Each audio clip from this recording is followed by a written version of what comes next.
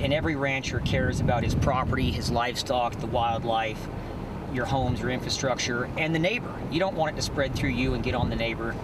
So their impulse is to jump in.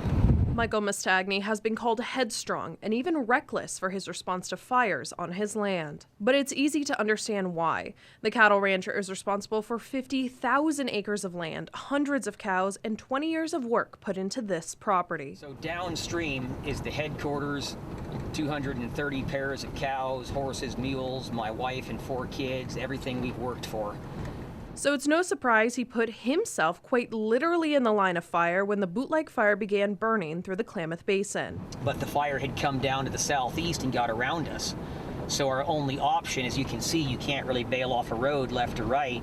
We had to roll the windows up and pray and just drive 50 miles an hour with no visibility. We were lucky enough to get out. Out here, water is hard to come by, especially in this drought. That's limiting firefighting efforts. Even though you've cut fire lines and you're removing snags and falling trees that are on fire that might cause spot fires, you just don't have that support with the pumpers to get the spot fire half a mile over there extinguished before it becomes its own separate raging wildfire. As it burned up Mastagni's field, he says firefighters on the scene had orders to stop fighting the fire. Their orders were to stand down and simply protect structures so they couldn't support us out in the rangeland to combat this kind of thing that we have behind us. He credits crews from California and other parts of Oregon for standing up for his land and continuing the fight. At that point in time, the good people with CAL FIRE made the judgment call that this counts for defending structures. They didn't just step to the plate. They leapt over the plate, went above and beyond the call of duty, got in the middle of things, supported our teams, and made a tremendous, tremendous impact. I believe that this is the first line in this fire that has been stopped and has been contained. The rancher and fire teams have worked closely over the past week in a perfect collaboration between firefighting power and local knowledge. They lose their air support, they're pretty blind, and it's just so rugged up this canyon and up the creek that you can't get anywhere unless it's on foot. So, ready?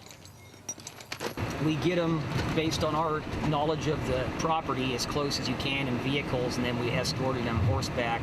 They followed on foot into the hot spots. Defending the land and home also meant changing priorities, like efforts to get hundreds of heads of cattle closer to the home. Our primary concern at that point in time was to switch gears, and we had to abandon the cattle operation. Firefighters are now leaving the ranch, moving to the raging northeast edge of the fire. Mastagni is now left with the fallout, burned fields, and scattered livestock. It's going to be really tough to get that reclaimed for wildlife, for stock.